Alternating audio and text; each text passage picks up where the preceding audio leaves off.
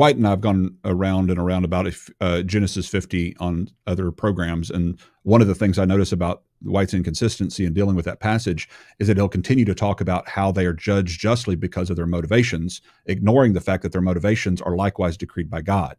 And when you push White on that, that's when it goes silent, crickets.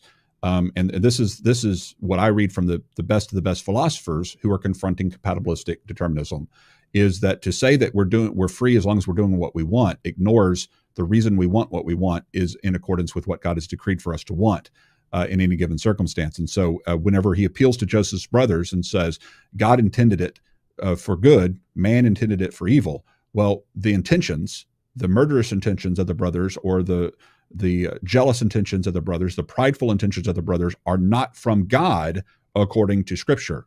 They're not from God. And yet Calvinists, at least true theistic determinists, as I understand them, are saying it is from God. Everything is from the divine decree on theistic determinism.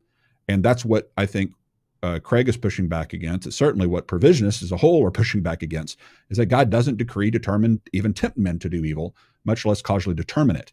And so for God to intend for a certain thing to happen does not mean he has to causally determine for evil creatures to do evil. He can know and use evil creatures in their already evil ways to bring about his good purposes without being the one who causally determines evil to take place. But in the situation of what the brothers did to Joseph, God specifically says through Scripture, you meant this for evil. He does not excuse their sin. He does not say, oh, you're just puppets on a string, so it doesn't really matter. He knew what filled their hearts. He knew that God had restrained them from killing him. And yet, in the very same sentence, he knew what filled their hearts, or he determined what filled their hearts. He knew what filled their hearts, or he decreed what would fill their hearts. That's a great way of putting it. Exactly. It's the language. You've got to point out these things. He continually uses provisionistic language, free will language, as if it's consistent with within his deterministic worldview. And if you're not listening for it, you won't catch it. And a lot of people don't even know to listen for it. He says, God intended it for good and to save many alive to this day. Acts chapter 4, of where God's sovereign decree. You want to jump on that? You want to talk? Well, what I was going to say is, and I think this is it, is what he says.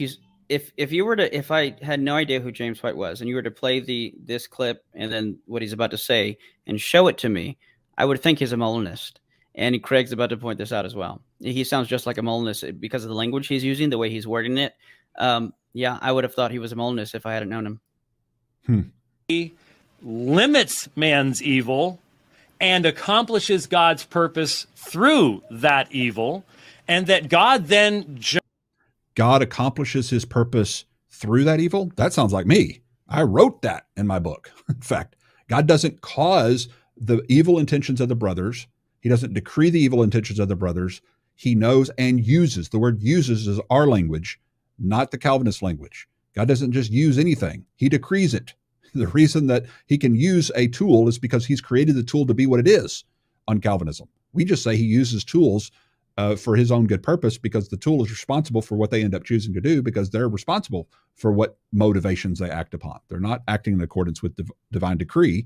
They're acting in accordance with their own free decision, their own responsibility within that given circumstance. Is men, not for their knowledge of a divine decree, but for acting upon the desires of their hearts. That's the basis. See, there he goes. See, he says he judged them for acting upon the desires of their hearts without addressing why they desire that in their hearts. He ignores that issue. Every time I've brought it up in the debates, every time back and forth on Twitter, every time in our back and forth, I bring this up over and over and over again with White. Crickets every single time. Prove me wrong. Anybody in the side chat, I think Pinko, whether there was over there, she's one of the best advocates for White. Find it for me, please, where White has ever answered that issue, because it doesn't exist as far as I'm aware. And I've got a lot of people listening to White on a regular basis looking for it. So if you can find it, let me know. Eric, what do you think?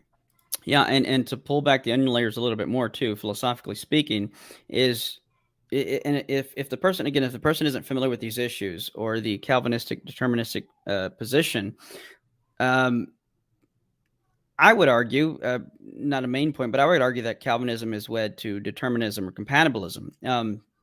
And compatibilism is just a soft determinism. And on compatibilism, a person's greatest desire causally determines their actions necessarily. Now, like you just pointed out, where did these desires come from? Well, if we even rewind further, it seems like White is saying that everything that is about me, he calls them gifts because he's talking in a positive light. Everything that I have are these gifts God given me, and this makes me who I am. Well, if we can translate that to say everything I'm born with was things that God gave me, and these things and desires God gave me is what caused me to be the person I am. Well, let's look at someone who claims to be born gay or homosexual or transgender. Did God give that to them? According to White, yes, that's, he want to call it a gift. And if I'm wrong, I'd like to know why, because based on what he said, if God gave this to the person, and these are what bring about the desires of the person, and if on compatibilism these desires cause you to determine their actions, then you're not going further back enough if you say, well, God's judging them for acting on the desires of their heart. Well, we need to step back further and say, and where do these desires come from? And if we rewind what White was saying, everything that we have come from God, and those are what gives our desires. So hence, God is the author of evil, as Craig points out. Well, if you say all things means all things with regard to the sovereign decree, that God sovereignly and unchangeably decrees all things, that would include same-sex attraction. That's a thing that's the desires of the heart of men are included within all things.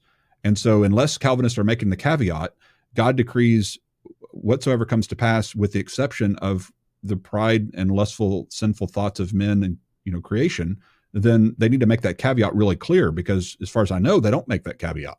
As far as I've heard from Piper and others when asked that question, directly ask that question, in fact, they will, in the affirmative, say, yes, even God decrees your besetting sins and your desires and your choices. That's consistent across the board among leading Calvinists that I'm aware of.